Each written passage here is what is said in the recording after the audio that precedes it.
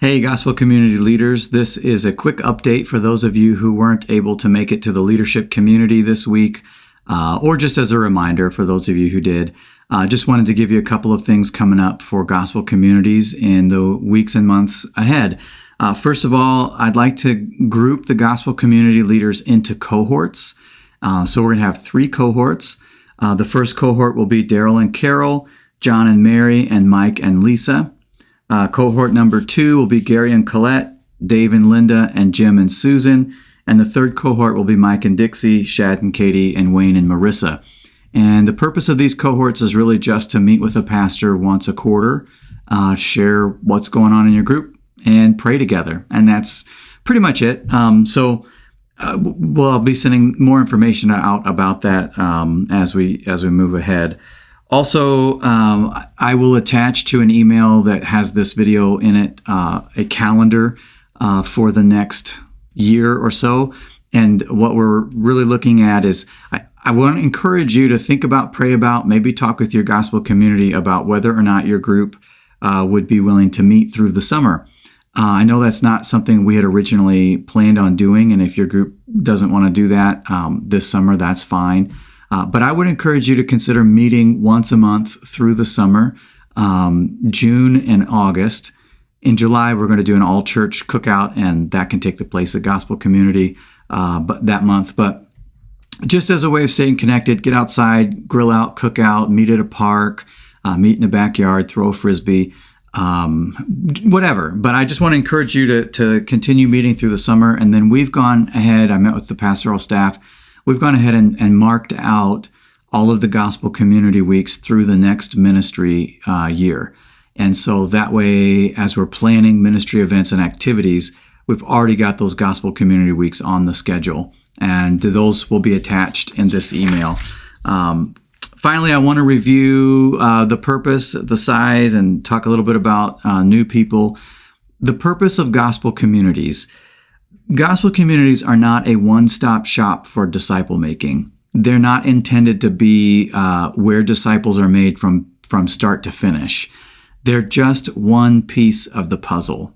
And so gospel communities, in the overall process of making disciples, gospel communities have 2 main purposes.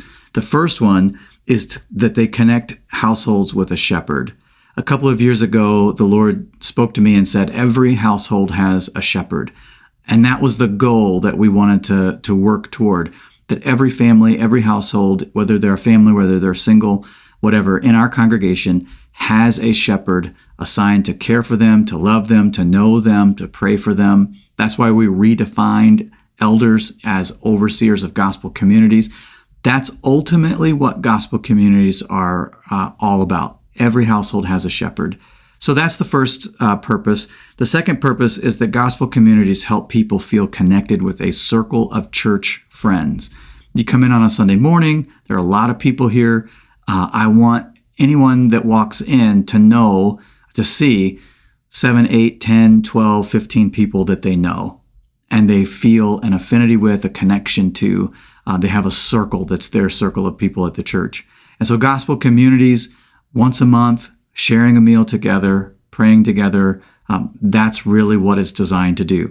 They're not designed to be the primary teaching venue. They're not designed to do everything that making disciples is supposed to do. That's not their purpose. They're really designed so that every household has a shepherd and that everyone has a circle of people that they connect with. That's their purpose. What about size? The ideal size of a gospel community is somewhere between 15 and 35.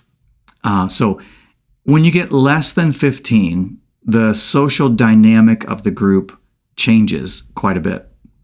Not necessarily in a bad way, but it's not in a way that is necessarily in keeping with the vision for gospel communities. So if you have a group that's less than 15, that's okay, but we want to be able to bring new people into it and let it grow. The same thing is true on the other end of the spectrum. Once you get much over 35, the social dynamic of the group changes, and it really becomes difficult to shepherd more than 35 people, and to do that well. That really becomes quite a bit of time commitment. And so we want gospel communities to be ideally somewhere between 15 and 35. And if your group is over 35, I want you to start thinking and praying about how to plant another group. It might help to think of gospel communities kind of like micro churches. And the gospel community leaders are the pastors of a micro church of 15 or 20 or 30 people. And when the micro church gets bigger than a micro church, we need to plant another micro church and another micro church. And if you think about your gospel community in that way, that helps you sort of visualize your responsibilities as the leader in pastoring that group of people. It also helps us think a little bit differently about the group, about the size, and about adding new people to the group. Gospel communities should always be open groups, always. They're never closed. We have a lot of new people at Lakeview, a lot. They don't know what gospel communities are. They've never heard of them. They have no idea how to join one. And so we want to start promoting them monthly a little bit better. Let me wrap up just with a few next steps or needs. I want everybody to start praying about a co-leader for next year. If you're kind of following on the 2 to 3 year track of gospel communities, then you know that really your goal as a leader is to replace yourself by the end of year 2. Think about that. Maybe there's somebody in your gospel community already, or maybe you need to go out into the church family and recruit somebody that you think would be a good co-leader, somebody that you can develop and sort of replace yourself. I'd love to see that happening by the end of next year. We also need more gospel communities. So I'd love to see 2 or 3 more gospel communities starting by September.